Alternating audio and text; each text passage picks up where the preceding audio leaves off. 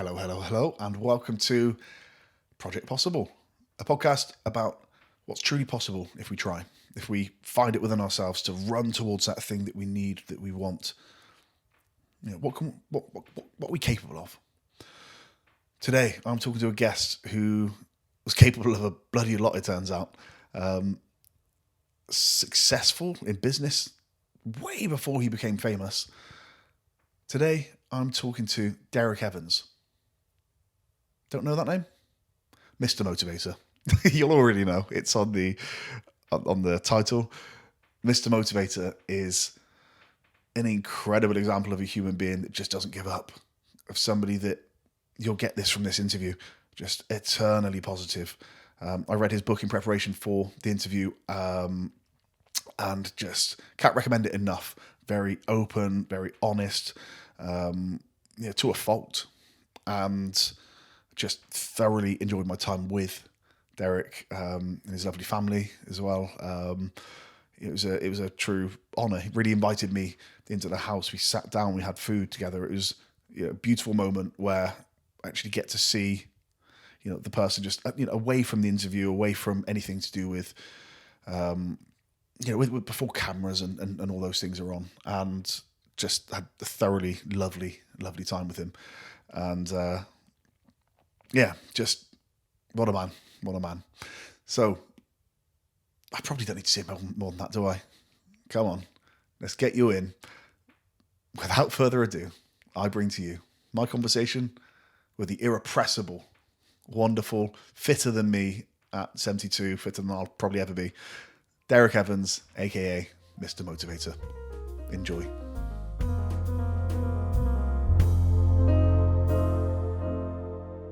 One of the reasons that I wanted to speak to you is a quote I saw of yours. Now, which one? Well, I've got many to call upon. Yeah. I grew up with GMTV, being that thing that you put on in the morning. I'm 37, a couple of weeks 38 actually. So that was my, you sit down, TV's on, you eat your breakfast in front of it. So, obviously. But then I saw a quote of yours, and it's, we can practice positivity. We do have a choice. Now, I'm a big believer in not succumbing to victimhood, not succumbing to, challenges around us. We're all going to have challenges. But when you said, we can practice positivity, I just felt like, okay, I think we get on for a start. What do you mean when you say, we have a choice? Well, we do, because what's the old saying? We gravitate to our dominant thoughts. So if you're negative, that's where you're going to be all the while. If you get up and you tell yourself today's going, I feel horrible, or today's going to be one of them days, you'll straight away set yourself up for it being a real bad day. But if you started the other way around and said to yourself, today is going to be a great day no matter what, and the no matter what is important, because when you've got a happy frame of mind, there's always some idiot out there who wants to nudge your elbow, right? So if your cup is full, that's what they'll do. They'll knock you for six. But I've learned that the way I walk into a room, you can either tell whether I've been positive or negative. And if I walk in like this, no one's interested. No one says, how you doing? No one says, take a seat, have a cup of tea. But if I walk in like this, automatically people go, what did you have last night? Where were you? What were you getting up to? Everyone's all of a sudden interested, which proves that we all want some of that and less of this, and that's positive and negative, isn't it? It's a very human thing to want to gravitate towards the people that make you feel good. Oh yeah. And the people you think, well, that person over there is going to make me feel a certain way. Don't need or want that. That person's going to bring me up. Yeah. Now, I'm a big believer of, we can choose positivity. Sure. We can choose happiness, or choose to point in the direction of positivity and happiness. Yes. And I've tried to instill that in my children. I've definitely had that thrown back at me sometimes. You can't choose to be happy, because life happens, right? Life's not a straight line. It's difficult. Yeah, but you can still, even in its deepest depth, you can still choose to be happy. It's only a question of how you look at things, because there is always an upside to everything. It's in the worst nightmare I've had in my lives, and there have been quite a few of those, I still managed to find some joy. If you've made a loss, and if it was a loss of someone dear to you, you can always go, look how many lives that person touched. Take them out of the equation. There's loads of empty lives out there, but only empty from now, because up to the point that that person disappeared, you were full of everything that they were giving you, and you were having a great time. So I think everybody's life can be an inspiration, and you don't have to look for it. And I think that I choose to be happy. There's no saying for every 1 minute you're sad, you're missing out on 60 seconds of happiness. And that really kind of puts it into perspective to me. And so I choose at my age to be always happy. No matter what I'm going through, I'm going to find the happiness at the end of it. And I go, okay, there's so much I can laugh about now. It's a wonderful frame of mind. Do you think you've always had that? No. That's work in progress. No, of course not. Because when you start out, you hear too many people go, I wish I was back to when I was 19, 20 and so. I don't. I would want to go back knowing what I know now, because everything in my life it's like building blocks. And if you do it right, they become the strength for your house. It's a bit like the man who built his house on the sand as opposed to one who built it on the rocks. The foundation is really important with everything you do. And so for me, the grounding I had from my adopted parents in terms of the church and the importance of faith and looking after each other and being kind to each other is kind of embedded. And when I came to the UK in 1962, I joined the Boys Brigade, and the Boys Brigade, their motto was sure and steadfast. And they taught you everything to do with, again, being kind, working hard, always finding something good to focus on. They teach you all that. And what it does, it makes you a stronger person. So to answer your question, no. The building blocks started years ago. It's only now, with wisdom and what I've gained, I can look back and go, you know what? This is how far I've come. What did I say? If you look behind you, you see how far you've traveled.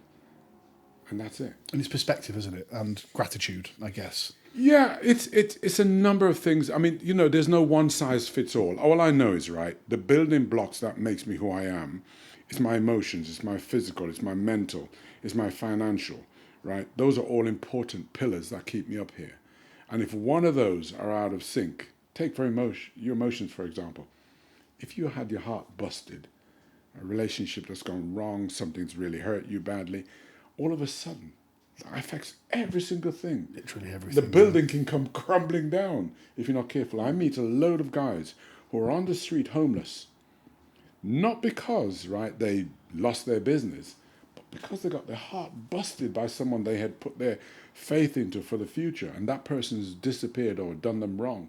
They're now on the street, right? And I'm saddened to see that, but what it is, you end up sitting down with them and wanting to listen to them and want to talk to them and to tell them that you've got to keep hope alive. And, just because something didn't work out the way you expect it, sometimes in life, good things have to fall apart so that better things can fall together.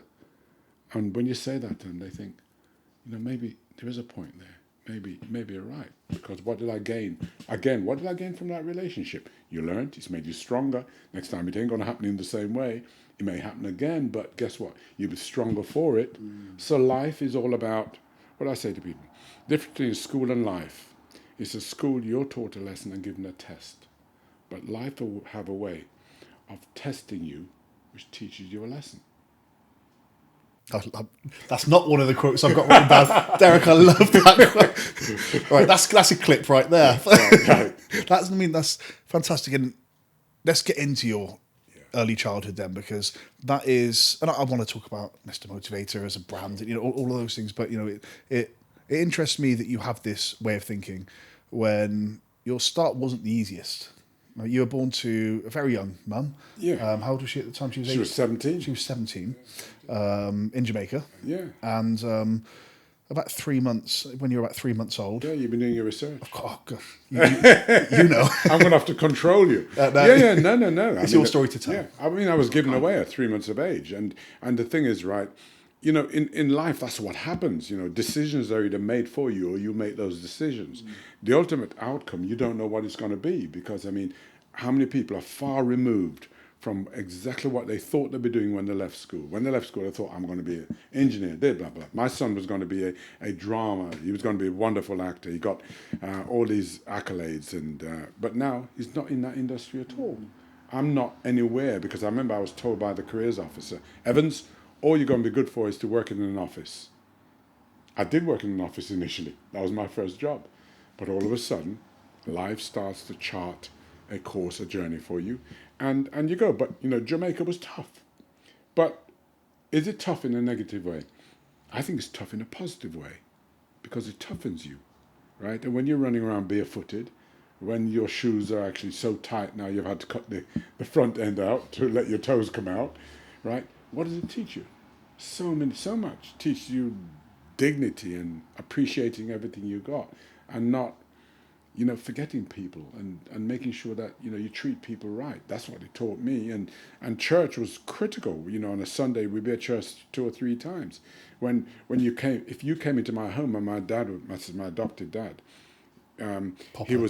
Papa, yeah. If he was eating, no way could he sit there and not be fed. That's had the same effect on me. I should say, I knocked on your door and you said, "Do you want some soup?" And I thought, I don't want to put you out. You guys were eating anyway. And it felt incredibly hospitable and kind of you to invite me into that, because, it would have been strange for me to have been sat there watching you eat, but equally just to encourage me to put up a chair at your table is a wonderful, beautiful thing. And we've just met. You. So, it's, maybe that's a lesson that Papa did teach you. Yeah. I think there are a few lessons your Papa taught you. I load of lessons. The thing is, the one thing for sure, that's why I don't agree with people who are born into a house where there's a murderer. It doesn't make you a murderer, right? Because, he never ever sat me down on his lap and told me that he loved me. Right. Never once. He thought by providing clothing and education, right, and food in my belly, that is a sign of love. That's evidence of it, and you shouldn't question his love for you, because... And if you look at him, in his parents, in turn, never ever brought him in and go, "Hey, we love you, Papa." Never did it. And so he thought he was doing the right thing. Now, what does that do to me with my children? Quite the opposite. I shower them with cuddles and love and reassurance, and I'm always telling them I love them and stuff like that. So in other words, just because you're born in an environment that's totally negative, where everything in there is actually could be perceived as being wrong, you don't have to follow that trait. You can buck it, unless there's a screw loose. And I can't explain that, because I don't know how anyone can murder anybody. But you see what I'm getting at? So you do have a choice in terms of the way I am. And as I said, with my daughter, who now works for me, my son, he used to work for me for a while. He's now in LA. I remember at age 14, I went to drop him off at school, and I always cuddle him. And he turned around and said to me, "Dad, not in front of everybody." And I said to him, "Always be proud of your parents. Always be. And you should be so happy. You know why you should be happy, son?" He says, "What's that, Dad?" I said, "You don't pay the bills." One day, very soon, you're going to learn what But one day you're going to have to. And you'll be glad of this groundwork I'm giving you. Now I see him with his own daughter now. He's all over it like a rash. I saw the thing up there, the video and the picture frame. What a wonderful thing to keep him close. Yeah. It was his idea first, and he has one at home as well. So I upload really lovely. So you all show where up we are, and we share the pictures, and that way you can see it immediately. So your mum, it wasn't quite adoption as people in the UK might understand it, right? Can you explain legal papers. There's no legal papers. No legal papers. Can you literally explain the situation? Sure. The way the story goes is that my mum was in the market. My dad and a future dad and mother were in the same market, saw me in her arms, said, "What a pretty baby." Of course they would say that. Look at you now. "What a pretty baby. Can I have him?" And she said, "Are you serious?" And they said, "Yeah." That was it. That's again, we can make that a 15-second anecdote, or we can say that must have been. It's a strange thing to do, right? Oh yeah, that's it's a strange ask, and for your mum to give up. to give you up. Have you reflected on that, and how do you feel about it? Look, I reflect. For many years, I actually objected to her doing it. I thought, why on earth didn't she love me? Blah blah blah. But you see, love can be interpreted in many ways. You could say, how does a mother give up a child? That must take a tremendous amount of love to do that, right? And also, if she had struggled with me, where would I be today? And I remember I was doing a radio show, and I'd said I'd resented my mother giving me up, and I didn't think it was right that she did. And then someone wrote in, and I've always remembered the letter. It said, "Mr. M, I was given away as well. And you know what's happened with me? Is I've realized and I've learnt that what we must do in life is focus on where we are, not what might have been." So in other words, you're focusing on what is, right? And what is, you look at the place you're in. Would you still have been in that place if she had struggled with you, right? And that I can't answer. But all I know is whatever she did brought me to where I am today. Meeting you, of course, Rich. it does get us. It's funny sometimes when I do sit down and speak to people, I do think what a weird and circuitous route to this moment right now. You know, for myself and for you to for this to happen. Did you speak to? It was Enid, wasn't it? Your mum? Enid, yeah. Enid. Did you speak to your mum at any point? No. thereafter? Because, I didn't see her again. I met her when I was 25 years of age. Because what happened, the Sun newspaper carried an article that said Mr Motivator is looking for his mother, his real mother. They gave her a name, Enid Richards. It went out in the Sun newspaper, and her daughter, she used to live in this country. She had come to this country back in 1955, I think it was. And her daughter, who's here, saw the article with her name and said, and phoned her up she's now back in Jamaica, phoned her up and said, there's a guy on television who's quoted your name. Who looks a lot like me. And his name is Derrick Evans. Do you know who it is? And she had to admit to the family because she never told her family, because she didn't marry my dad. She got married to someone else, and she never told them about me. So the Sun newspaper then and GMTV, we all flew down to Jamaica and had a mass kind of reunion and stuff like that. But I tell you something that's quite interesting for me. When you meet someone that you have not known for 25 years, it's like meeting a stranger. And when you meet any stranger, you have a choice as to whether you're going to be friends with them, whether you're going to call them up, whether you're going to make contact with them. That's how I felt with her.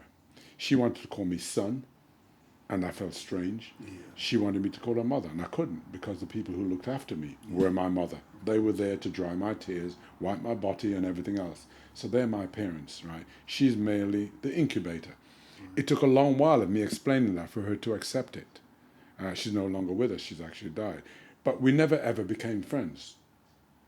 And it was strange because, as I said, when you meet someone new, you have a choice. Do you think if she'd have been gentler in her approach to you, you might well have had a relationship? If she would have said, look, no rush. You don't need to call me mum. Yeah. I'm not going to call you son.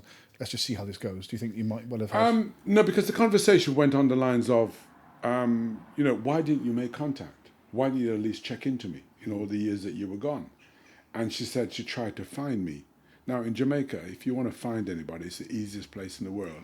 You go to the last place they lived at. You go, where's Mr. Rose, who used to live here? And someone would say, he doesn't live here anymore. He lives up the top. You go up to the top, right? And someone they would say, he moved here 2 years ago. He's way over there now.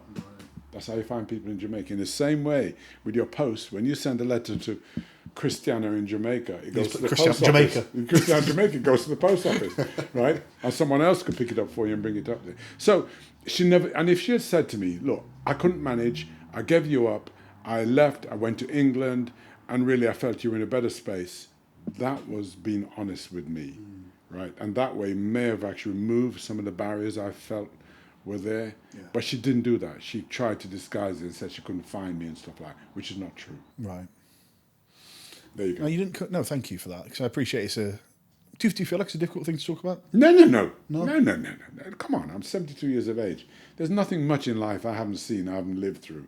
And, it's more difficult when you lose your best friend who dies, who you've known for 60 years. That's more difficult to cope with, right, than someone you haven't known for 25 years.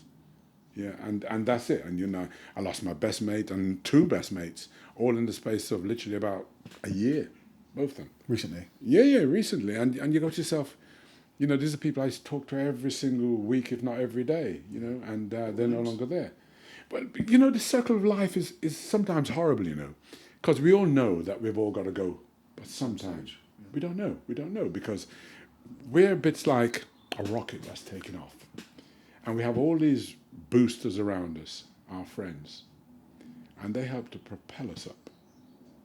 And the moment we get in flight and we're able to actually manage our own, they start dropping off. They start disappearing. They die, they leave, they move, they emigrate, right?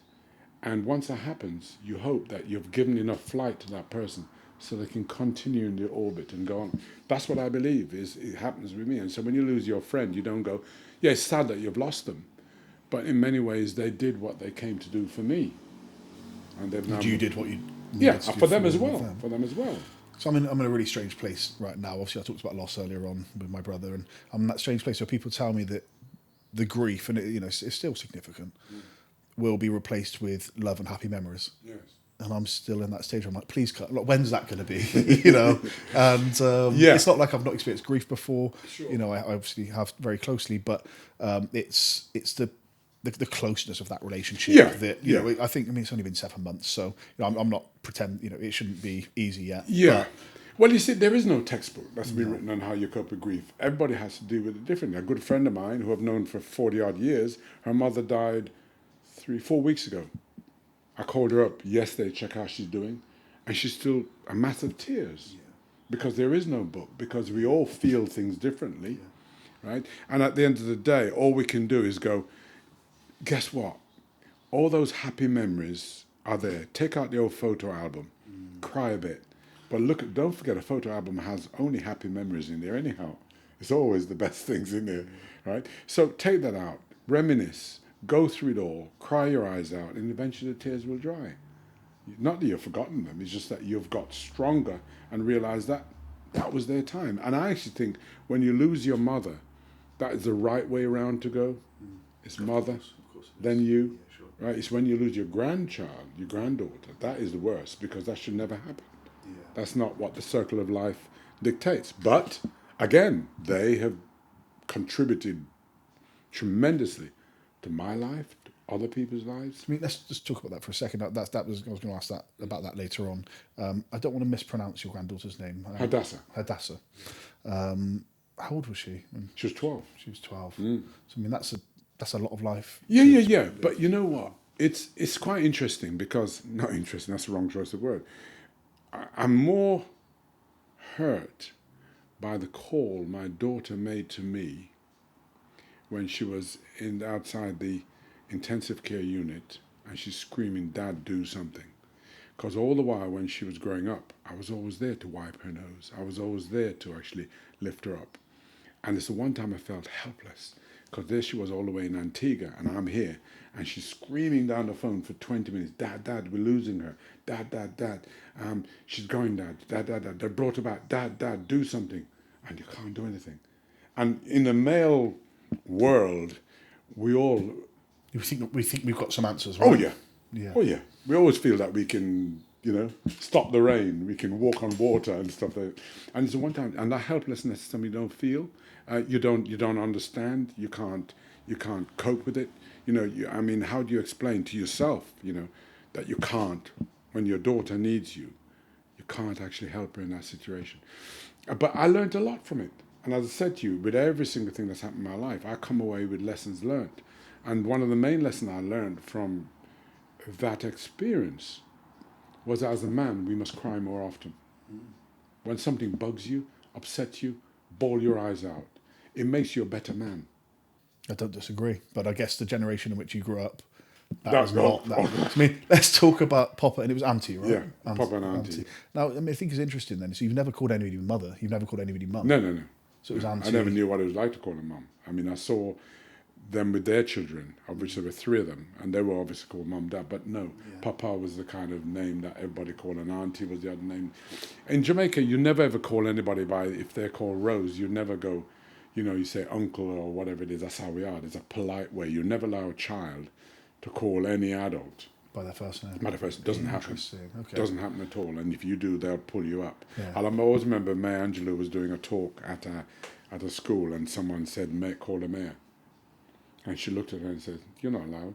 You haven't been long enough on this earth to call me mayor. You can call me Dr. Angelou if you like, but don't ever call me mayor." And that's so right. And we need to learn that in this country, because we have removed some of those pillars that support us and keep our standards high. We've removed it. So now it's all blurred, the lines now, and kids don't know where they are because we've taken away. They don't know where the edges are any longer. At one time, we used to love kids to fall over the edge, break an arm, and we go, "Oh, it'll repair." Now we go, "Let's put some cushioning down." I mean, there is an opposite to that, and potentially Papa. He was a former policeman. Yeah. Quite a hard man. Hard man. Yeah, it was tough. Your relationship with him was one of discipline. Yeah. I'd say. And, having read your book, and the warm-up, everybody should go and read the warm-up. The new one will be out soon. Oh, like the an updated version. Yeah, updated Because when did it come out? That finished in 2017, but I've got one I brought right up to date, right? Mm-hmm. And it's going to be ready for November the 15th. Okay, fantastic. Can you tell me about your relationship with him? Was. Yeah. Yeah. Well, I mean, he was tough. He was disciplinarian. And I mean, he's the kind of person who would hit you and you go, "Why are you hitting me?" He said, "Just in case you do something wrong." I'll also remember once I had my little niece, it was over here by the fireplace, and I put her down and she tripped on the edge of the fireplace and fell. And he came over and slap, straight away. Slap. And I said, "Why do you do that for?" He said, "Because you made her fall." Well, I didn't, but that's how he was. What did I learn from it? My kids don't get beaten. They don't get hit. I'll reason with them and I'll find a different way of punishing them if they need punishing, but in general, never. I mean, I can tell you, James, who is 40 now, in April the 4th in Australia, 1994, right, he was only young then, he went into a shop and stole something, right? And when the store detective came over to me and told me and said they wouldn't do anything about it, and I sat him on a chair, there were loads of crowds around, we were filming a new fitness video, and I put him in the middle in front of all these people, and he had to put his hands out, and in his hands. And that was the only time in all the years, and he's 42 now, only time that he ever got hit. Right. April the 4th, 1994. I mean, did you regret doing it? No, or? because it wasn't brutal. It was my hand on the top of his hand. Yeah. It wasn't. It was more the embarrassment he felt. Listen, my eldest, who's now 50, I can't even think of the 56, right? She, again, went to a shop. I think most kids do it, went to a shop and stole. In those days, right, you could be even more. You could be even tougher. Cameras are there. Right. Yeah. Well, they weren't in the cameras then, but they got caught by the store detective. They called me up because I lived just down the road from the store. Remember, it was Woolworths. So I went running down, right, and sure, he said, "Look, we're not going to do anything about it, Mr. Evans." By the way, all these things, every time people always call me up and offer not to do anything. And I honestly believe it's where we are with the public and how we are. I don't think I was Mr. Motivator then, but I always believe you should work hard, be considerate, be kind, and amazing things will come back to you in so many ways. So when he called me up and I ran down, got her, I took her up to Mill Hill Police Station. And I said to the sergeant, "Could you do me a favour, please? Could you show her what it'd be like to be in the cells at the back?" He said, "Sure." Now, you could never do that now. He came, took her, walked out, I could hear her screaming, "No, no, no, no, no." Took her into the cell, closed the door. But she never again ever stole anything.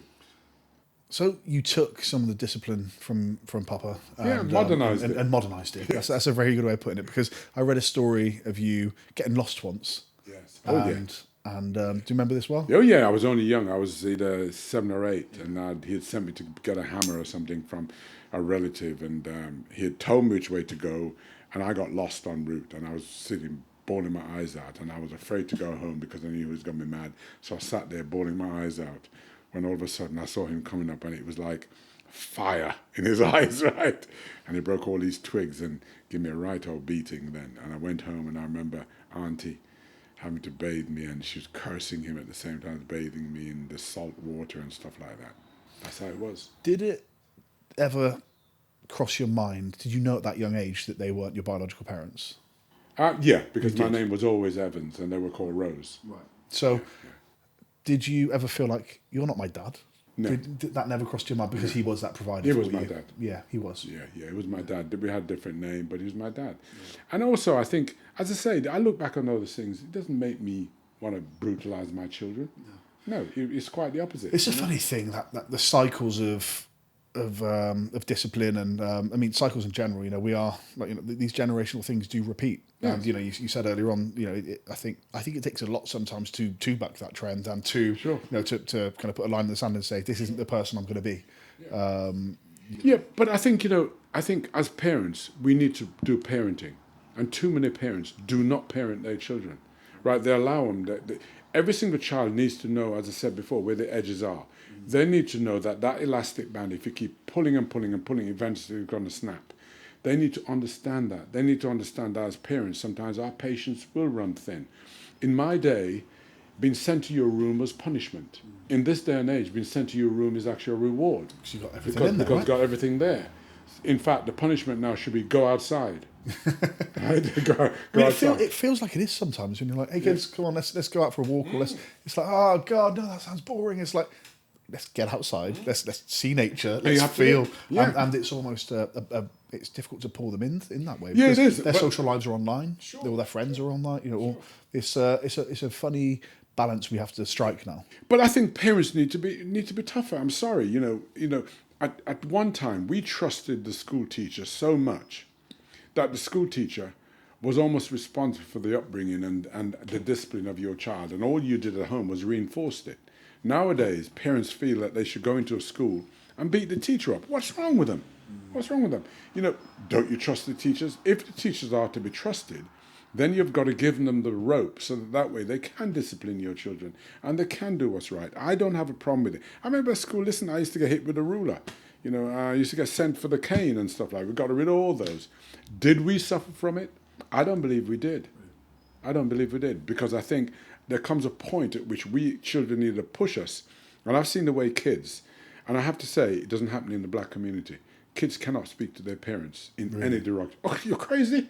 You wouldn't even think about it. I mean, I've seen it. So, I asked that question almost rhetorically. I've seen what happens. Oh, yeah. Oh, no. We are. Oh, you're joking. We're disciplinarian. You're joking. Listen, we give a look that the child knows what that look means, right? You can't speak. You're crazy. You could never tell your parents to get off and all that kind of stuff. No way. Yeah. No way on earth. Now, does it work? I think it does. Where there are young people who have become parents, it doesn't work, because at the end of the day, they don't put that discipline into their children. But my age group, and really, 20 years before my age group, we all are disciplinarians when it comes to our children. To touch on that, you did become a dad young. Yeah. We've skipped you moving to the UK at 7, was it? 7? No, I was 10. You were 10. You were 10 when you moved to the UK. You moved to Leicester, came over.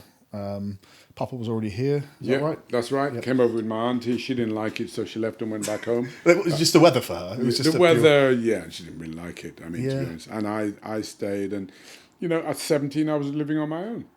And at 20 I became a dad. There's a part in your book where you talk about being made homeless as a result of, and I don't know how long for, but you were part of let's term it a botched robbery. Is that a fair? Yeah, I suppose so. Where you ran away with £2? Is that? I mean, look, I did all kinds of stuff. I mean, the crazy things. It just goes to prove that the relationship and the company you keep can either drag you astray or it can lift you up. Yeah. Can either boost you and generate you, or otherwise it could be like a vacuum cleaner. Unfortunately, I was mixed up with a couple of guys. I remember we broke into this factory, right, and we got caught. We got caught because I was wearing a jacket which had my glasses in it, and in my glasses case it had my address. It fell out. When we were going. It was a factory that had all these. There was a chute that came down that where all the finished products used to come down. So you had to climb up it, and climbing up it, I took my coat off because I was getting so hot, and the glass case fell off. Now I'm sitting at home, right? This is my dad, right? I was sitting there, and we hear a knock at the door. So I'm listening out to see who it is, not thinking anything about what had gone on the Saturday or Sunday before. And I could hear my dad saying, "Oh, policeman, what are you doing here?" And the policeman says, "Is there Derrick Evans living here?" And I'm shouting out, "Yeah, it's me!" I come running down the stairs. Bless you, because you knew you were waiting for that call. You were waiting for that knock. Like, I don't have my glasses. Did you have your glasses? No, I had my glasses. Right, but the glasses case. Well, I had my glasses case. So I came downstairs and says, "Oh, this was found. Is this yours?" And I said, "Yes," not realising I dropped it. So he then said to me, in the end, all right, look, I mean, I was a good guy. And they put me on probation, right, for 2 years. And after about 3 months, I didn't have to go any longer because, everything was fine. But he was not best pleased, right? So, as probably to say the least. Yeah. Oh, yeah. I mean, he was fire in his face and stuff. Anyhow, he left. When I was 17 and a half, nearly 18, he went. And I was on my own, living, working for the East Midlands Gas Board, just about being able to pay rent. My girlfriend got pregnant. 2 years later, we moved to London, hoping for better things. We ended up in someone's lounge, sleeping on the settee, all three of us. Eventually, we had to go to the homeless family unit because we couldn't stay there any longer. And so it was in and out of the homeless family unit. And 1 minute you're waiting around to give them a bed and breakfast the night before, and that may happen. Sometimes it didn't, but every day you'd go back out. And this is right by the Arsenal Stadium over in Finsbury Park, yeah. And just there's Endymion Road was where I went to stay in a bed and breakfast there, where 4 or 5 families would be sharing one kitchen, one bathroom. It was horrible. It was horrible. And all the while you kept hoping that things would improve. Needless to say, destroyed my relationship with Caroline's mother.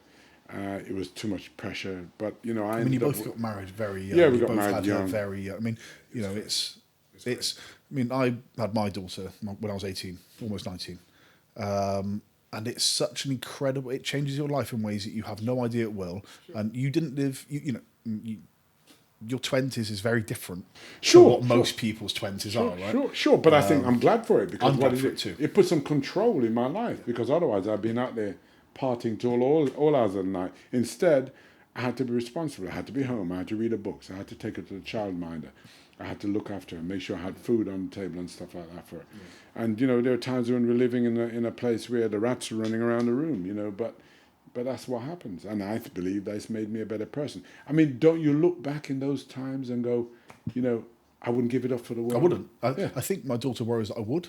Yeah. If I'm honest, Yeah. I think and that's a conversation we need to have at some stage. I hope one day, eventually. Yes. Is that no, I wouldn't give it up for anything. No. Have I thought about an alternate parallel universe in which that doesn't happen, and what happens, and what does life look like? Of course, who doesn't? Sure. But I do. the reality is that's a choice that we decided to have a child. Yeah. Whether we actually, were being careful. I mean, I don't think I was being careful. I was, to be honest, being stupid. Yeah. Right. But I would not give that up for the world, because I know what it did for me was it put some controls in place, which meant that I had to be really responsible from a young age, taking on responsibilities which most 23-year-olds aren't taking on. And you had to really fight for Caroline as well. Yeah, didn't I did. you? I Yeah. think, and that's that was a that pattern kind of reared its head a little bit later on too. Yeah. But a young man fighting for Because your I felt, daughter, I felt it was better that she was with me. I felt I could give her the lifestyle. I mean, sure, it was tough. I was doing whatever job I had to do. I mean, they mattered to me. 1 minute I'm stacking shelves in Tesco. Next minute I'm cleaning toilets in CNA. It didn't matter to me, as long as I could put bread on the table. 1 minute I had a building business. Next minute I was into doing whatever. But my priority was to make sure that she had a meal, could be educated, could be clothed and fed and watered and all those things, and that was it. And I felt I was the best person to do it. And there was what do you call it, a nursery near, I really close was to so the house? blessed, because that's why I like the old days of banking, because I'll always remember there's a flat I wanted to buy, right, which I used to share with this girlfriend of mine. I wanted to buy it, and I went into the bank manager and I said to him, I want to buy this flat. It's £13,000 for it, but I don't have the deposit. So he said to me, well, how are you going to get it? And I said to him, well, look, if you lend me the 10%, which is 1,300 quid, and then give me a mortgage for the remainder, right? What I'll do is, as soon as the papers go through, I'll sign the documentation, say you can have a second charge to protect you for that £1,300 you'll give me. He said, you know what? I hadn't thought of that. That's such a good idea. Let's do it. So we did it. It's a crazy way to go about getting £1,300 to effectively put your house in his hands. I know. But that's how much you believed in yourself Yeah, in yeah, relation yeah. to, Yeah. of course I'm going to be good for the money. Of course I'm going to be good for, making that. But I'm sure he's no longer with us. His name was Mr. Rideau. And no, he won't be. As you say, everything's going to be online or automated, or some AI tells you whether you're appropriate or not. I know. And, you can't have that. Can I shake your hand? Can I have a conversation? I'm going to look you in the eyes, and you're going to believe. Yeah. No, it's wonderful the way banks used to be. All right. We've got a world out there where people don't live by their words, so it's kind of difficult to shake people's hands now and mean it. But I'm from the old school, and I love that kind of banking. So for me, I had to take on responsibilities, because prior to getting this place and us living there, I mean, I was, apart from bed and breakfast, I ended up renting a house, 1 room in a house with 3 other guys, and that's how it was for a while. But then when I bought the flat, right across the road was a nursery and a school. And the nursery said it's a council-run nursery that you have to go through the council to get in. But it was also like an orphanage. So on the weekends, there were kids staying there. So they said to me, look, she can stay here on some weekends if you're busy, right? And that was the back way in. Eventually, they helped me to actually get her a place and then they would then take her up to the school the next day. So it was great. So not only did we live across the road, but whenever I had to work late, they would pick her up from school for me, or I could drop her off early, and they would take her up to the school Well, I guess early morning. you were a single dad at a very young age. Oh, yeah. And you know the whole thing, it takes a village to raise a child. Yeah, You didn't have a village. No, but And that became your village. Oh yeah, for sure. Mill Hill was just a great moment in time, and I look back fondly at those times, and I go, you know what? They helped me. They helped me to deal with what I deal with now, and thank God I don't have to deal with some of those things like what I used to deal with in those days. It's just. Well, I mean, you wouldn't want to put yourself through it again, would you? Oh. Some of the stress, some of the, I mean, do you think Caroline thanks you for it? I wonder if she would. Sometimes what kids do, they go, "You had me. You made the decision to have me. So therefore, Yeah. whatever you have to do." Do you know what? I think that's what she would say. I remember saying things like that, or certainly thinking things like that when life wasn't so great. Thinking, I didn't ask to be here. I didn't want to be here. And I think that's it, isn't it? So although I'm trying to get into her head, I think she would say, "Dad, you made the choice. You had me. So therefore you're responsible." And I think children need the hard and soft. Well, I guess you'd seen the soft and the kindness from Auntie, and the disciplinarian from Papa, right? Yeah. But you'd not seen the kindness from him. You'd necessarily No, you don't. So you No, have you to find don't. that for yourself. You have to find that, yes. And so for me it was all a bit of a big learning curve. But I mean I learned it, and we got on with it. And in many ways I maintained that the control that having her at such an early age placed on my life is exactly why I'm where I am today. Because without it, I think I would have actually wandered out into all different kind of quarters, and I wouldn't have stuck to certain things like I did, because I think when you're free-spirited, you don't have any responsibility. Well, you became quite career-minded, quite young. So I think in your 20s, was it that you started the accessory business? The accessory business came about, late 20s, right? I saw a market. I'd learned to do merchandise control. And I used to work for a very large shoe group called, they were based in Leicester, and they were like one of the biggest shoe company across the whole UK. They had shops called Van Allen, which are all over the country, right? Hundreds of branches. And I worked in the merchandise department, so I learned all about stock control. And that stock control I learned was what helped me when I came to London, because again, one of the jobs I got up here was working in stock control. And I worked in 1974 for Green Shield stamps. Now, most people haven't got a clue what Green Shield stamps are, but in theory, if you don't know, you probably don't even know yourself, do you? I mean, I only know from you. From my book, right? But basically what happens, in the same way you go and get all these points, in the old days, what used to happen, you used to get given stamps. And those stamps used to go into a book. So every time you did a purchase, a certain amount of stamps you get based on. Like a loyalty scheme. Yeah. It works almost the same as the points you're getting, but this time these stamps, you put them in this book. And once you've completed the book, you would look, there'd be a redemption list at Green Shield, right, that you could look at. And that would tell you how many books will get your TV set, how many books will get your phone or whatever it is. So you'd bring all these books in, and they would redeem or give you your gift. Now, that's what Green Shield stamps was all about. And it was big, it was all of it. When you bought petrol, you get loads of these stamps. And you sit down there and you'll be sticking all those stamps in your book. But all the while you will know that, listen, I want to get a radio, and the radio takes 6 books. So that's what you'll be working towards. The development from Green Shield stamps was Argos. Because in 1974, Richard Tompkins, who owned Green Shield stamps, set up Argos Distributors. And I worked on the very first Argos shop in Colindale.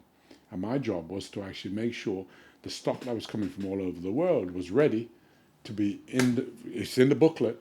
So therefore you had to make sure the stock was in the warehouse, and that was my job. The buyers would choose it. We'd actually schedule deliveries and stuff like that. So I worked with Argos Distributors for a number of years. There was a huge department. I mean, and Green Shield stamps was growing at the same time. Argos Distributors were growing. So the demand for stock control. Fair play to him. That was a bloody good decision, wasn't it? Flipping good. I mean, look at Argos Distributors now. It's there. It's changed, like through its 90s heyday and 2000s heyday, but still incredible business. Oh yeah, still a great business. I gather that, I think it's Sainsbury's who own it. They're trying to sell it at the moment. Right, I think they've got buyers already lined up. So I was there, right, and in those days, don't forget, they had a catalogue, same as today, and lots of other people had catalogue. Littlewoods, Freeman's, they all had clothing catalogue. And imagine this, you could order the stock, not pay for it. It would arrive, and then you pay for it. Yeah. And that's how it was. How we used to trust the world. Yeah. Oh God, yeah. But that was my kind of grounding into stock control. And so I ended up in London. I ended up working for a company called Baggage in General. Right. And they did socks, bags, scarves, lots of costume jewellery. And my job with them was to actually basically start labelling and getting categorised all their stock. And when we did that, we found that they were actually losing money, because what they used to do was just value whatever stock they thought was in the warehouse by literally, yeah, there's 10,000. And that's what they put in the books. Once we actually put things in category, we found it wasn't worth anything. So they closed down. And I saw a gap in the market. So I set up my own company called D's Accessories. And I used to be in Lady at Lord John, Jane Norman, Selfridges, Topshop. And I had my own unit within the shop. It's called Shop Within Shop, selling bags, belts, costume jewellery, buying from all over the world. And that was my business. And I was making money. What do they call them? Concession. Concessions. Yeah. It's concession. So that's what I had, and that's what I was doing. I was in Oxford Street and over in Knightsbridge. Dozens of places. Yeah, and I was the first. Before the accessory shop and people like that, I was there. And I think it's worth saying, at one point you say you were making about 35 grand a month. Oh, yeah. Now, this is in the early to mid 80s. I looked at an inflation calculator, and that made it 110 grand a month. So your concessions were... They were raking it in. So we had about we're 20. talking $1 million plus a year. We had 20. But you know what? I wasn't enjoying it. I hated it. Can I jump back a bit and just ask, the roles you were doing, you're a young black man in London, from Jamaica. Yes. I've spoken to Levi Roots about what Brixton was like in the 70s and things like that. How was it for you in the kind of in that professional space? Yeah. As a black person, I think what happened was, you can't call it racism, I think it was more prejudices, and that comes from ignorance. And so, but people were very open, they'd say exactly what they thought. So I'll always remember I used to work for the distribution department at Rancovis McDougall, and there was a job going in the marketing department. And I remember going off for the interview, and the guy saying to me, he says, look, a black man in this position, we've never ever done it. Never happened. He says, because black people, they work in the warehouse and stuff like that, but never up here. I had no formal qualification, but I was sharp, I was bright. And so I got the job. One of the very first jobs I went to, the guy said to me, why didn't you tell me you were black? And I just said, because you didn't tell me you were white. Did you do that in the moment? Yeah. And I said, on that basis, you don't want me, and I walked out, and that was it. But that's how it was in those days. People Why say didn't you what they tell say. me you were black? Yeah. But don't forget, those are the early days of black people coming over. Yeah, of course we would. And we all got, depending what island you came from, you were sent to different parts of the country. So if you go over to the east end of London, a lot of people from the small islands like Montserrat and Antigua, that's where they lived. Go there till this day, that's where they are. Jamaicans were very much more the Midlands, right? Leicester, Nottingham, Birmingham is where we went to. Go further north, you get some of the other islands. And that's what happened. The government thought, so that you didn't feel lonely, they put you into a community where there'd be other people from your island. Right. And that's how it happened. And so for me, prejudices, I mean, come on, it didn't worry me. I'll always remember one of the very first bed and breakfasts I went to stay in, I spoke to the lady on the phone, and she said to me, it's £1.50 a night. £1.50 a night, can you believe it? Anyhow, knock her door. Little Jewish lady came to the door. She said to me, oh, come in then. So she let me in. I didn't take my shoes off. She said, take your shoes off. That's the first thing. Went up into the room. I put my coat on the bed. Oh, take your coat off the bed. She said, by the way, you can't just book one night. You have to book 3 nights. So I said, okay, that's fine. And lots of things like that she put in my way. The next morning, she'd come in with breakfast, push it on the table, and run out of the room. At the end of my 3rd day, she came in and she said to me, Mr. Evans, I was trying to put you off, don't you, the first day? I said, yeah, I realised that. She said, because my son said, one day a black person's going to arrive at the door, and I won't know how to deal with it. Because everything you read about black people is always bad in the newspapers, she said. But then she said, you came along, and that's why I was trying to put you off. But she said, you can come back and stay with me anytime you like. I've always had to do that.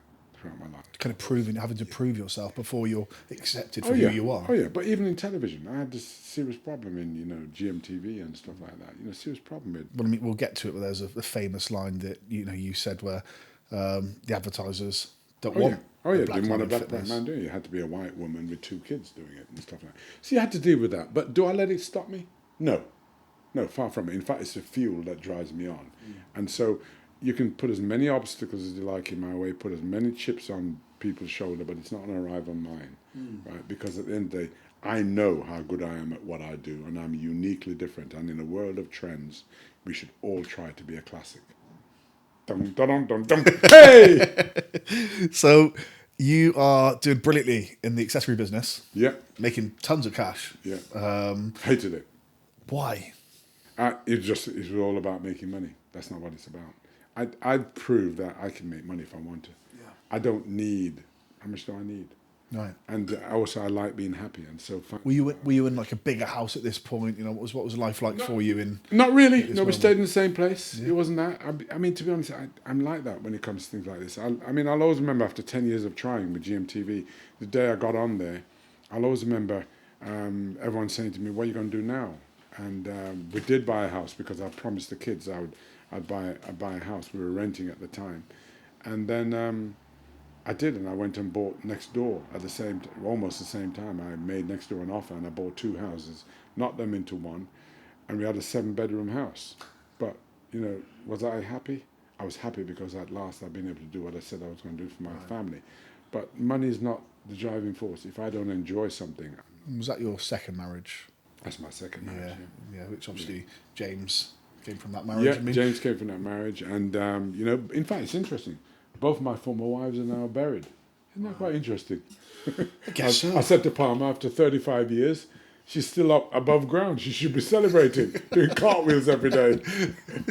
She has to put up with you. That's right. James was born premature, 3 months premature, which at that time in the 80s, I mean, my youngest brother, Jordan, the one who passed, he was born 3 months premature as well. So was him, yeah. And a tiny dot. Yeah, Like, yeah. I remember I seeing had him in one hand like this. Literally could, right? He was like £2 something. I think James Yeah, was £3, 3 £3 ounces. something. Right. So we're talking about that's you've got your business, you've got Caroline, you've got all these stresses. And was Ebony born at this point? Ebony was my ex-wife daughter. Yeah, she was. Yeah. Yeah. So you've got all these different parts, and then that him being born premature. How long did he spend in hospital?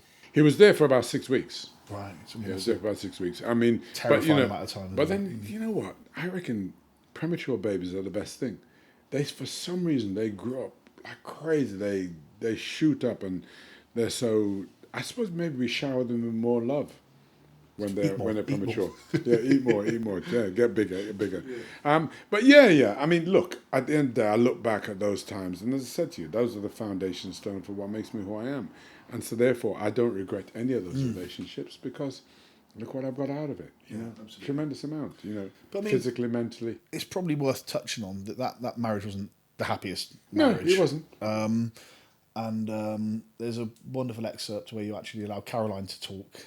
I guess she wrote a piece for the for the book where she talks about something you kind of probably didn't even realise at the time. Which No, was, I didn't. That she was being abused. Yeah. Yeah, she wasn't. But it's quite interesting that bit, I see, without going too deeply into it. But I'll always remember, this is about 10 years ago now, 12 years ago. I hadn't spoken to my ex-wife for years, but I heard she wasn't well. Right. So Ebony was around there looking after. Ebony is her daughter. Yeah. So I said, look, ask her whether she'd see us. And we hadn't spoken since we were divorced. James had not seen her since he was 13, because again, I won custody of James, I won custody of Caroline, everything. So we went round to her. And when I saw her, she was like a shriveled up person like this. Right? And she was really having struggle moving. Anyhow, she brought us in, and she took out a case, a little suitcase, one of those old suitcases where you press the lock down like that, and the lid comes over like this. And in there was every single newspaper cutting. Me, everything was in there. Really? Now, this is someone who had a split personality, and we only found out really late on in the marriage, right? Because there were times when she gonna stab me to death, pour hot oil over me. I mean, she was terrible. We don't but I talk didn't enough realise about she was that. not ill. Yeah, we don't. But I didn't realise that she was that ill until later on. Anyhow, she took out this case, and there was all these pictures and newspaper cuttings and everything. She'd never changed her name. She was called Jewel Evans, so she didn't go back to her maiden name or anything. And she sat me down, and she sat Caroline down at the end of the bed, and she said to Caroline, I want to apologise that I was a terrible mother to you. I was terrible. I want you to forgive me. And then she looked at me, and Palmer was there in the room as well. Were we married then? Yeah, we're married then. So Palmer was in the room. Of course she was. And she said to me, she said, I want to say I'm really sorry.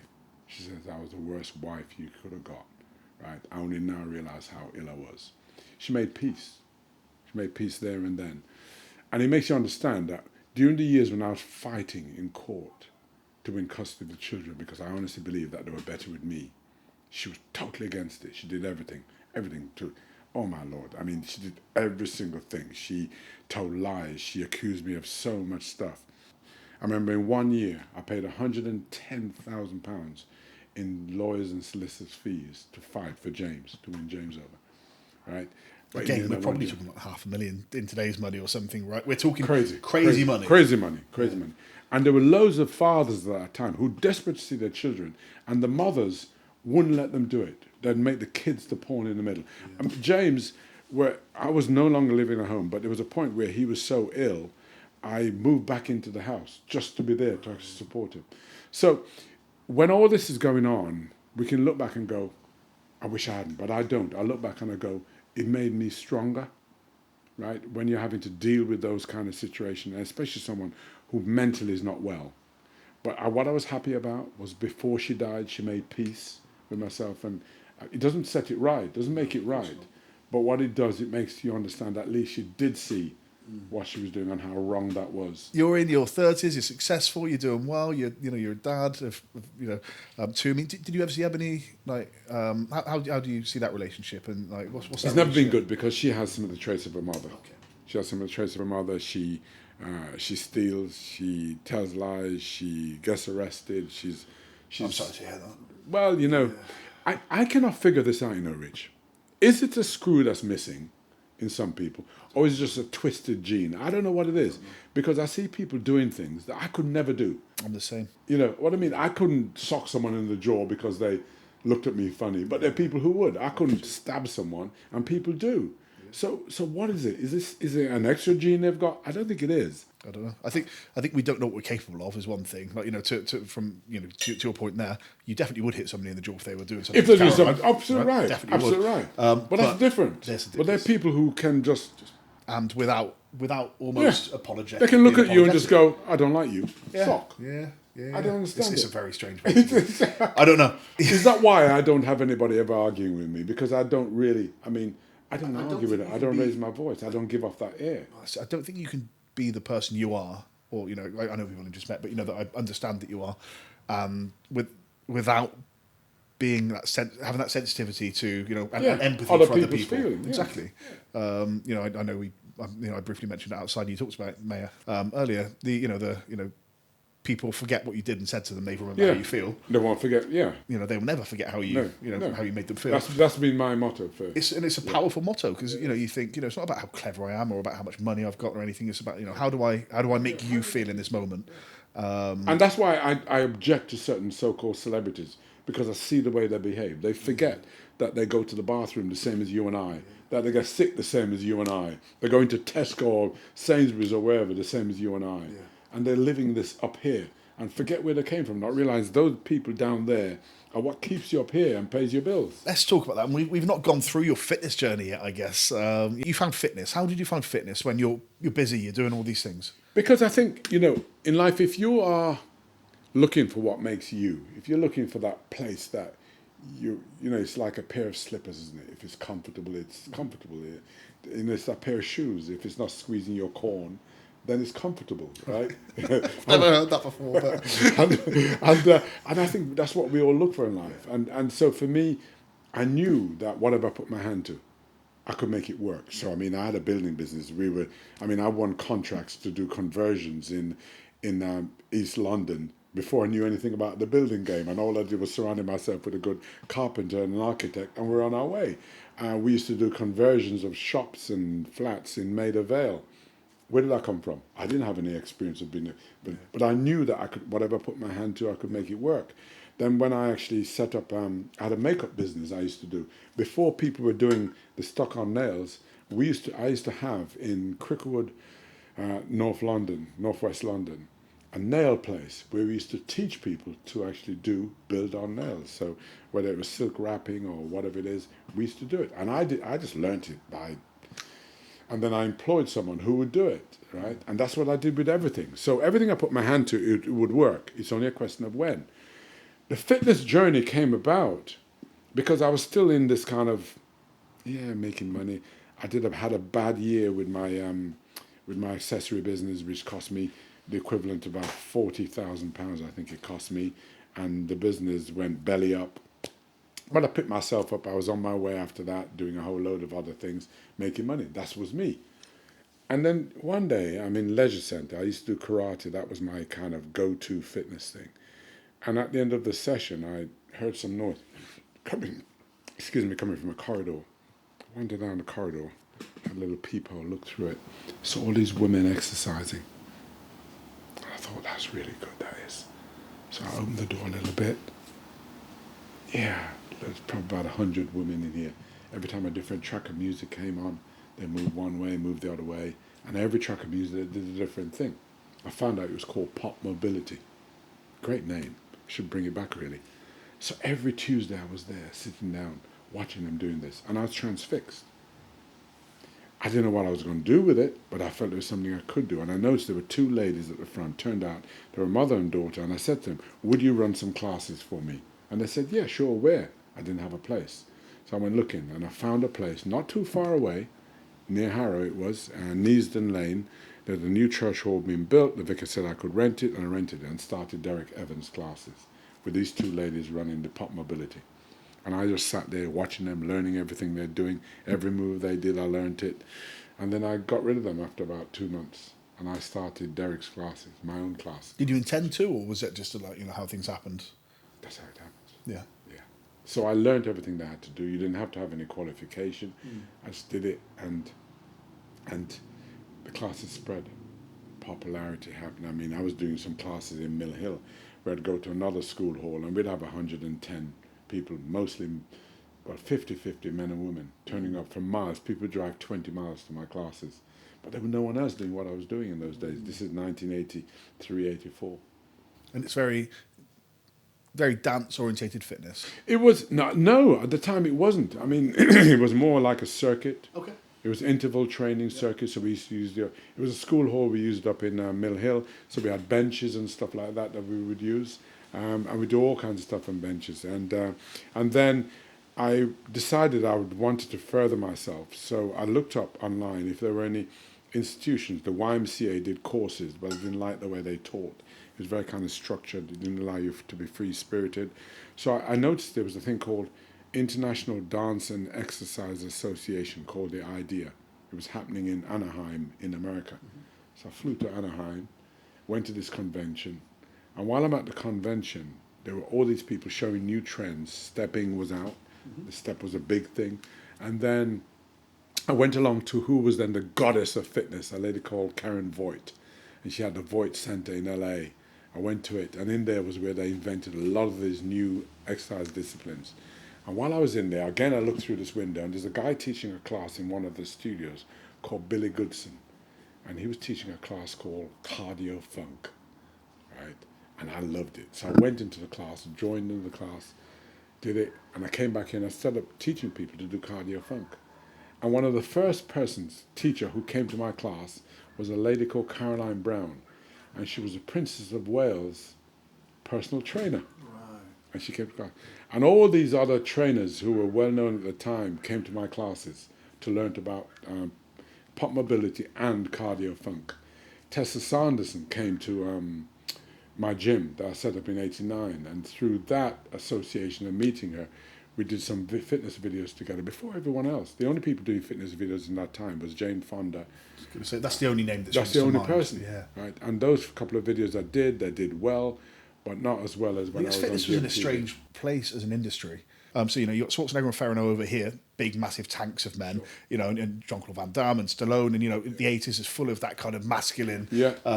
But there's no place for almost, there's not a pop culture movement of this type of fitness yet. Well, it's just starting out, right? And as I said, Jane Fonda was one of the main people who was doing it, right? But then there were other people who came along and started doing lots of stuff, right? Using boxing was a big way. So there were lots of us around at that time. There weren't many health clubs or gym clubs, right, around. And there weren't any qualifications to be had. But you just kept doing it. And my classes just grew and grew. Everywhere I went, hundreds would turn out. And I got a call from the British Heart Foundation saying, would you like to go around the country for us, please? Talking to people about the importance of exercise. It's amazing this. This is 1987 or somewhere around 88. That's when I was born. So I said yes. And so we set this thing up, and it's called Exercise for Life, with a poster of me. I went around the country into leisure centres talking to people and doing classes at the same time. They were popular. And running ahead, Gloria Honeyford heard about the work I was doing with the Heart Foundation. They asked me whether I'd like to come on screen and do some of our exercises, which I did. And that was the start of it all for me. After that, I started training her. She introduced me to Eamon Holmes, started training her. But you can see how everything's a succession of steps, because I'm training Gloria Honeyford, who knows Eamon Holmes because they're Irish. She tells Eamon Holmes about me. He says, will I come and train him? In training him, he introduced me to Lorraine Kelly. So now I'm training everybody at GMTV, all the weather presenters, Sally Mean, and stuff like that. They all used to come down and train with me. And there I'm in the vicinity of GMTV. All a stepping stone, everything. So it's amazing how you didn't intend for that to happen. It's just a byproduct of pointing in the right direction. Yeah. Being positive, trying to be different. Yeah. And that was important. The difference was important to me, because I'd seen what other people had done. White pair of shorts and a black top doesn't work. You have to leave something as memorable. And the one thing when I was looking at it, because I spent a lot of time at Rankovers McDougall in their marketing department, and they taught you about the importance of how you market yourself. And the one thing you learn is this, is that there's no point you all of a sudden going, I love purple, let me do purple as my main colour. What you do is you look at what other companies are doing, remembering that those companies spend thousands to evaluate which colour works. So if you look at someone, anybody, out there who has a massive colour, those colours they've chosen, they didn't pick it out their ear. They did focus groups. They spend thousands arriving at. So what you do is you ride on the back of them. Don't reinvent the wheel, because you're going to lose. But if you go, well, they're using yellows, red, pinks, and you make that your colours, you're onto a winner straight away, which is exactly what I did. And in terms of the gear and what I wore, it was just me saying, well, okay, the only thing you remember about the 80s really is the Green Goddess. Why? Because she's wearing green. You don't remember Mad Lizzie, because all she wore was a cardigan, and she was on ITV. But you'll always remember the Green Goddess. So the green was an important colour, or colour is important. So that's why I started putting that into. So you thought about brand early on. Oh yeah. Brand image is important. Because it's not you don't accidentally come to the aesthetics, I guess, that you took got to on. think it out. And I mean, if you ask anybody what they think, what they know of Mr Motivator, it's the colours, it's colours, it's the positivity, it's the music, it's the music, it's exactly that. Here we go. Yeah, that's right. It's those kind of things, and all I know is, right, that if you want, look, I think it's Henry Ford who said, the person who doesn't advertise himself is a bit like the guy who has a business, and what he does, he turns off the light to save money. No. You turn on the lights on your business, right, to make sure that everybody sees you, everybody knows you're there, right? Never ever hide your light under a bushel. So for me, it was an evolving scenario, because initially when I started doing it, I didn't have coloured laces, I didn't have ankle warmers, the unitard wasn't really around, and then the unitard grew, and then from there everything else. The bum bag became a necessity, because every time I had my mic in my small of my back, if I was on the floor doing sit-ups, it was the wrong place for it. But when I had a bum bag created which had 2 holes in the side, so the wires from the mic could go in through those holes, and that was my mic pack, right? Worked perfectly. So you met the GMTV boss, is it Peter McHugh? Peter McHugh, yeah. as a result of being around the GMTV? No, it was a bit more than that. I mean, I was training all the presenters, and one morning while I'm waiting for them to come down after, You train them individually, by the way, or as a group? collectively, sometimes individually, depending on how many days a week they booked. And I was sitting in reception, and I saw this gentleman walk in, stomach sticking out, and I don't, till this day, I do not know how it happened. I got up, walked over to him, prodded him in the belly, to which he told me to get lost. Sure. I found out he was a program controller. Right. In those days, you could wander around the building. There were no security. So what did I do? I actually got my exercise bike, and next day I actually wheeled it in and pushed it in his office. And then later on, I went up to his office, knocked his door, and I said, "Peter, you got my bike. Time for you to exercise." He said, "I don't have time." I said, "If you don't make time, you won't have time." So I called his secretary and, listen, he needs to move his body. Right. He said, "Yeah, fine." Set me up. So he wasn't like really offended by you prodding his tummy. He was taken aback. But Yeah. then I've never been one, right? I don't wait for my ship to come in. I'm always swimming out to it, right? So I was desperate. Program controller, that's got to be the way in. Right. Okay. So after about a month, he said to me, "Listen." I mean, he's not going to forget you, is he? No. After about a month, he said, "Listen, I know you train all the presenters, and anybody who can convince me to exercise should be on television trying to convince the public. Let me see what I can do." I get called up by a lady called Lollingham, who said, "Look, we've spoken to the advertisers. They wanted to be a woman doing fitness." And again, more to the point, you don't want a black man doing fitness, which I think is, we're talking 90s here. Yeah. We're talking, that's in 91. 91, it's like I think it's easy to forget how recently these Yeah. expressions of advertisers' interests were But don't forget, taken 91, seriously. 91 is 35 years. I know, 30, yeah. It's a long time ago. I know. 35 years ago, right? And I'll always remember one day, Eamon has said to me, "Come upstairs, right, when I'm ready to come and get him." And as I'm walking upstairs, going to where the studios are, I'm passing a desk, and there's a lady on the phone, and I could hear her saying, "Listen, we want you to come in and do the fitness slot on television." And I got on my knees right by the side of her, and I said to her, "Don't do that, put the phone down, please." And she did, she put the phone down. And I said, "I can do this job."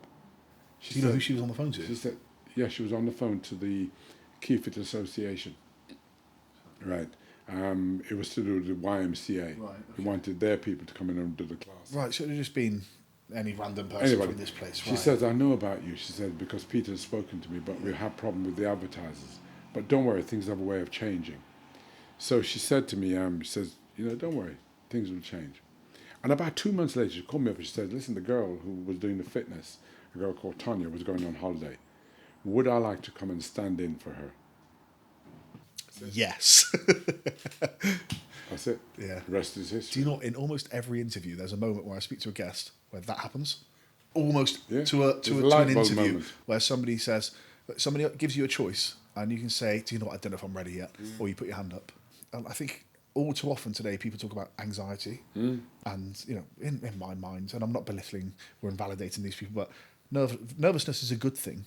I'm nervous to get this out. I'm nervous. Do you know what I mean? Like, not this particular conversation, but like you really put yourself out there to fail, and that's okay sometimes. But I think sometimes you just got to grab yourself and go, "Do you know what? You do. That's an opportunity I cannot say no to." Right, but also I think what you got, the price of success is perseverance. I've got written down. Yeah. Too many people quit Yes. just before things are going to be successful, and I didn't. I mean, I remember for 10 years I used to go down to TVM Studios in Camden Lock, and I'd have the editor on the floor telling him exactly what I would be doing and stuff like that. And he'd say to me, "Derrick, I know, but we have a contract with Mad Lizzie, and no, it won't work." And I used to get all that, but I never gave up because I knew that my time would come. And it's just a question of not if, but when. I mean, you're born in 52, right? So you're 40 at this point in time. You've had a whole life. Oh, yeah. Your children, careers, Oh, yeah. all of these things. And I think, it's Ricky Gervais talks a lot about, he couldn't have been as successful as he is had he not done those jobs before, worked in offices, done all those things. It gives you the ammunition. Exactly that. You've got and you know what life is and it isn't. Yeah, It's absolutely not right. about making the money, Absolutely as you said. Like once you've got to a certain point, it's financial security, cool. Yeah. But it's what am I here for? And for you, it was motivating. Like, why do you care about fitness? Or why do you care about bringing people to fitness so much? Yeah, because There's a joy I get, right? Oh, look, it's a bit like someone comes into you and they go, I had the most amazing meal last night. The food was great. And no matter how much they try to describe that feeling they got and the taste in their mouth, you cannot experience that from what they're describing, no matter how much they tell you. So the only way for you to determine if that food's any good is for you to go and try it. It's the same thing with exercise. There's a high you go on. When I get going, I mean, I've had days when, sure, I don't want to exercise. This morning I didn't feel like it. But I put my clothes on, get my gloves on, put my music on, and all of a sudden I feel great. And then you start releasing those happy hormones, the endorphins, the serotonin, the dopamine, the mood buster. And once that happens, right, I mean, you're on an eternal high. And if you're listening now and you're thinking to yourself, I can't be bothered, shame on you. Shame on you. Because at the end of the day, right, you know, if you want to look after your independence, if you want to maintain your dignity, if you want to be able to do all and wash all the places that need washing, you've got to move your body. You've got to move it. You've got to do it. You know, I mean, I'm here as an example. My wife is 68. I'm 73 in November. And I'm here to tell you that it's the best, it's the best feeling in the world. Come on. When you've played a good game of rugby, right? Yeah. You walk off, you may be aching like crazy, but don't you feel high? Yeah. Oh. I mean, it's the same with training, you know, it's the one thing, it's not the one thing, but in the last 7 months that I've let go is I've not looked after myself well. I've really not, you know, probably a couple of stone if I'm honest. My training fell off. I've trained since I was 14. I love it. Again, I was a personal trainer. Sure. You know, and there's a shame attached to that. There's a real guilt of, well, I stopped eating well, drank far too much. Definitely, you know. Again, I've said this before, me and Jack Daniels became best friends, you know, for a period of time. And you know, it felt like, you know, I mean, these things are crutches, and it's easy to not then, it's easy to say, well, this is, you know, a habit broken, but it doesn't need to be. I'm back training now, trained yesterday, trained the day before, I train tomorrow, you know, and I'm back on in a good place, and diet's better, and, you know, all these things. But it's the frustrating thing is, we all know that fitness, or health and exercise is the best prescription. Sure. We know it. Sure, of course we know it. And you know, and I don't understand why people are having difficulty doing it. It's mostly the answer. Oh, I'm not sleeping well. Are you exercising? No. Are you eating well? No. Okay. Oh, I'm snoring. But it's more than that, eating? you know. It's because we what happens is the government are so crazy. What they do is they go, okay, 10,000 steps a day is what it used to be. Let's make it 7,000. How does that help anybody out there? If people won't do 10,000 steps a day, what are you trying to do? Convince them that's 7,000 steps? No. We've got to put rules in place, right, which gives people the ammunition so they can decide, you know what, the NHS is stretched. The NHS will be less stretched if I was to look after certain conditions, because there are lots of conditions which the NHS is dealing with, where if people were to take responsibility for their health, the NHS wouldn't have to deal with it. I mean, obesity's, I forget the statistics now. It's horrible. And you might have them closer to your mind than me, but obesity is one of the biggest... Yeah, obesity, diabetes, 72%. In the US, 72% of adult population are considered obese. 55% of children are obese. That's why I'm working at both ends. I'm working the cradle to the grave, because, to be honest, I mean, some of the stuff I do with the older people, we see great results. And if you've got older folks and stuff like that who are not doing anything, you've got to get them into my club, because it's free, number one. But you as the child, the grandchild, need to get them set up on it so that way they can get into it. How do they? What do they go to? Easy. All you got to do is go on to mrmotivator.com. That's all. Once you do that, the page will come up. You put your own username, your own password in, and you're in. We don't take credit card numbers, addresses. You're in the club. And that way you get access to recorded classes or live classes with me. It's all there. I got stuff from a chair. I got 10-minute classes, 5-minute classes. Let's speak about that for a moment. Stuff from a chair. So I know people that are immobile / lacking in certain mobility. So stuff from a chair. We're talking just standing up. Oh yeah, sitting back down. Just that alone is it's phenomenal for somebody that's done nothing. That's been sedentary. Or sedentary. That doesn't eat well. Yeah, that is. Really it's good. The first step. Oh yeah, for sure. Because I mean, the thing is, the amount of muscles you use every time you stand up is incredible, and that's where your independence is. Your independence is here in your legs. If you don't exercise these legs and move it, even if you only got one leg, if you don't exercise the other leg, trust me, you're going to lose that leg. You're going to lose it. It won't be able to do anything to support you, lift you up, you know, carry you, to the next location. So all of us need to actually take responsibility for our health, and that means we need to do something about it. You're independent. What have I said?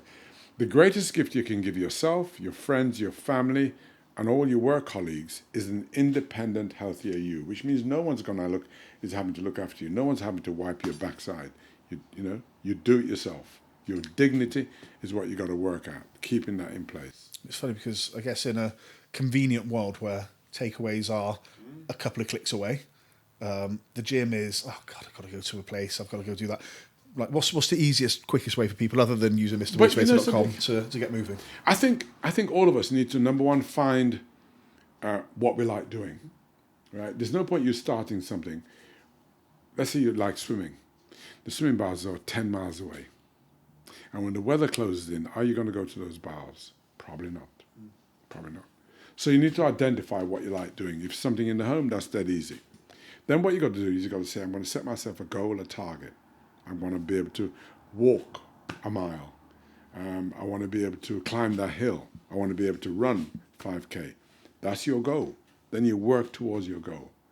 But the one thing you don't do is you don't sit there going, I must. You will not get a summer body unless you start in the autumn. It won't happen. You will not be able to get a dimples in your butt unless you get up off it. Right? How do you feel about the weight loss drugs that are quite prevalent now? Mounjaro. I've been asked that a number of times, Rich, and the way I look at it is this. There are lots of people who are severely obese, and to get them to move in order they may lose weight, it's tough, it's difficult. So they might need to lose weight in the first place to help them to move. Yeah, so the drugs have a place, but what you must do is exercise along with that, because if you don't, you're going to have saggy skin, and that won't be attractive.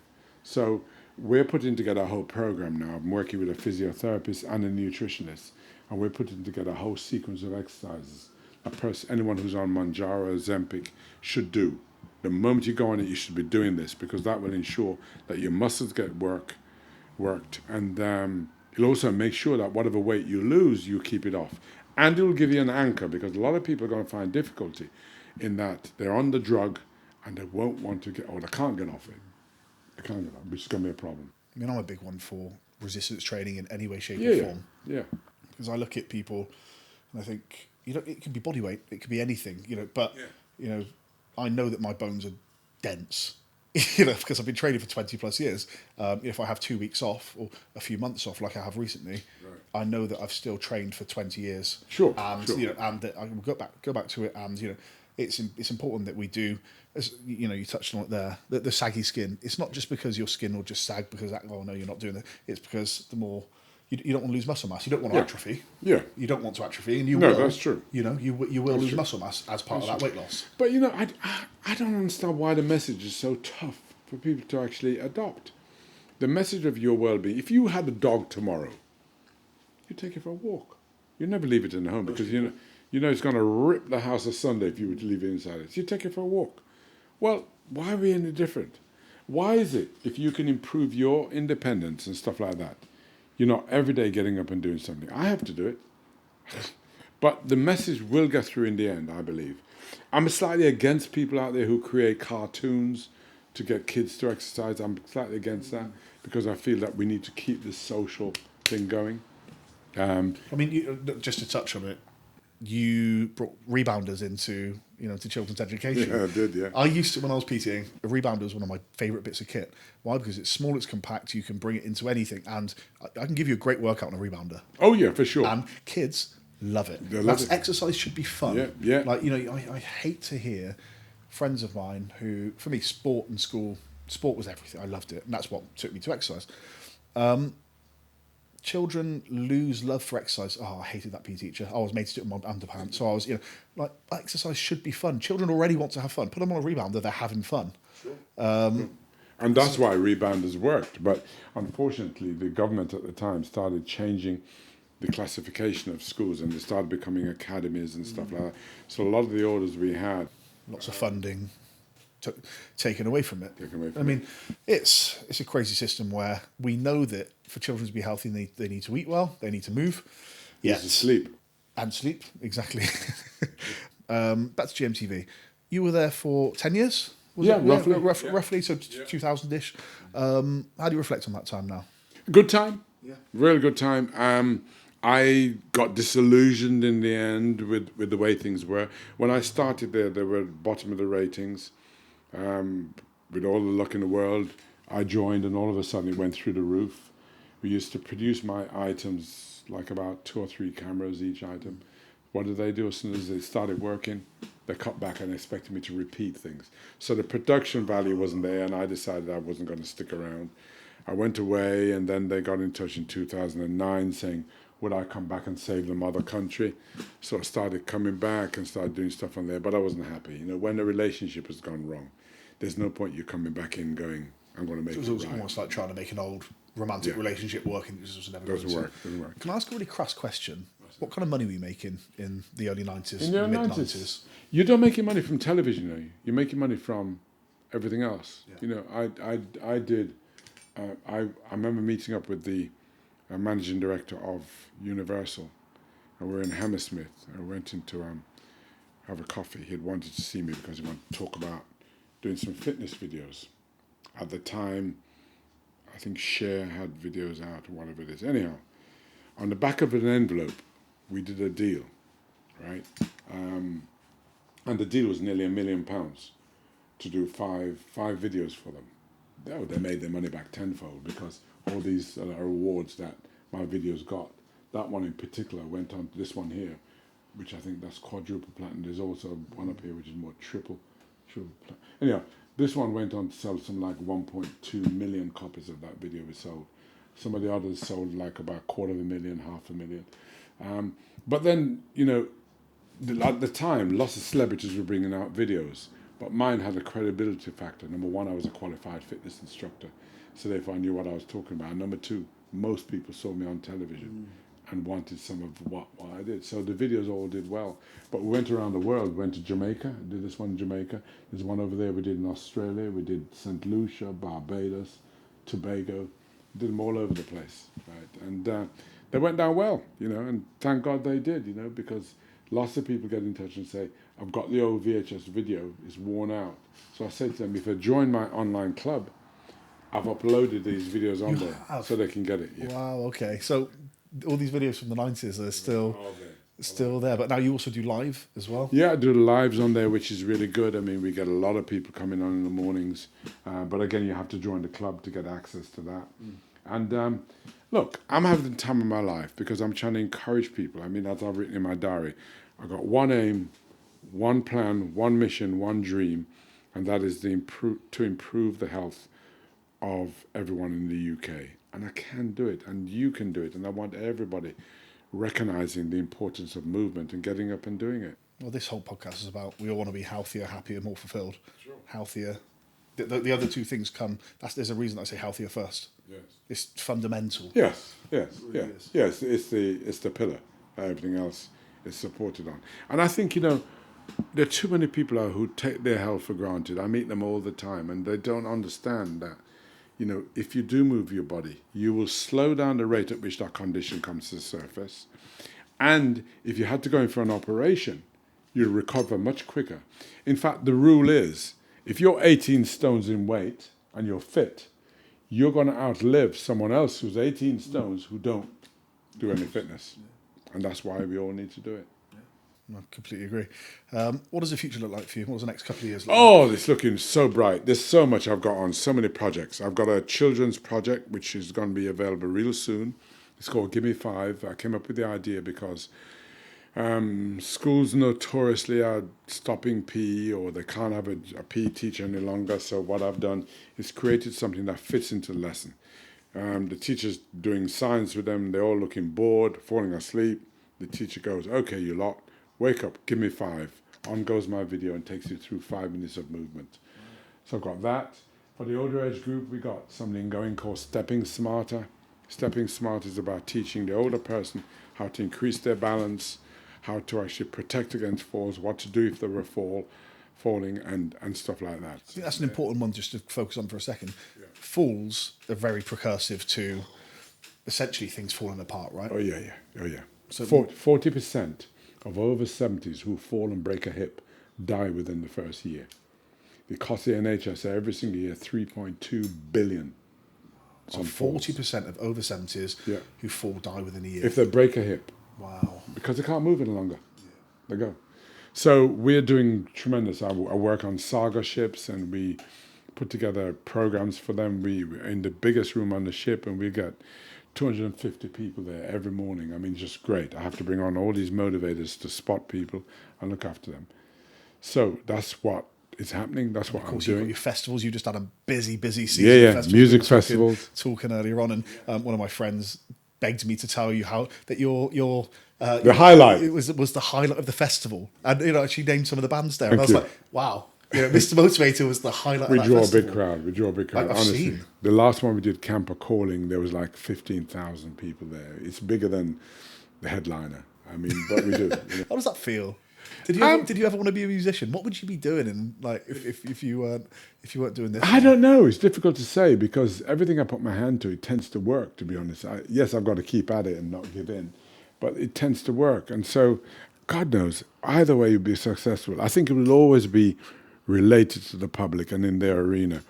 I think when it comes to music festivals, I love them. Normally I do about 8 to 12 a year. So bookings already come in, I think for 5 already for next year. Wow.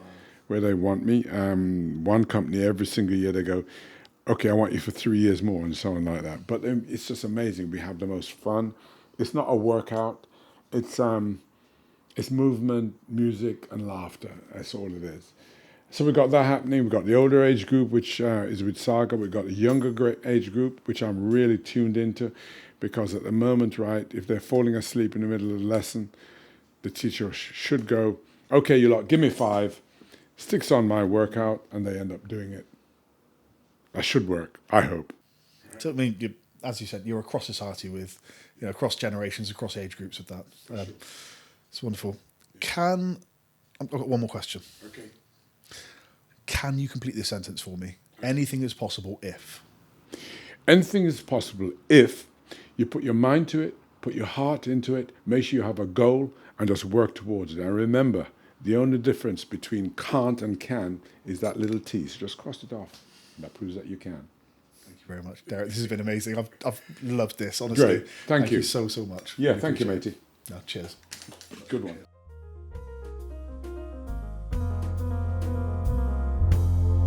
And we are back. What a boy. Again, really exceptional interviewee. Had a wonderful time with him. Just wanted to say thank you so much to Derrick and his lovely family for their hospitality, inviting me in so wonderfully, and just for such a great chat. I came away buzzing. So thank you. I hope you enjoyed it. If you aren't subscribed to Project Possible, please do that thing, click the bell, or click the subscribe button on whatever podcast platform you're using. Most people don't. It's a way that I can make sure that I'm in your inbox or in your feed next week. If you haven't subscribed to Substack yet, then please do. projectpossible.substack.com. I'm incredibly grateful to have paying subscribers on there now. You don't have to pay. It is free. Paying's a bit like a tip, I guess, a pat on the back, a thank you. That's £5 a month. You don't have to. Again, at this stage, there's no expectation, and I'm very grateful for the people that they have chosen to. I think that's everything. I'm loving doing this. I'm just so enjoying this being the thing that I get to do. I get to go out and meet incredible people, have wonderful conversations that inspire me. That whole thing of you are the sum of the people you spend your time with, that inspire me amidst a really difficult year, that give me hope, that push me forward. I take something from each person I speak to. And, they're also lovely relationships to build. So I love bringing them to you. And keep your your comments and your feedback coming. It means a lot to me. And, we're going to keep growing this thing. I'm really enjoying it. Right. Thank you very much. That's everything from me. Goodbye. Forever. Bye.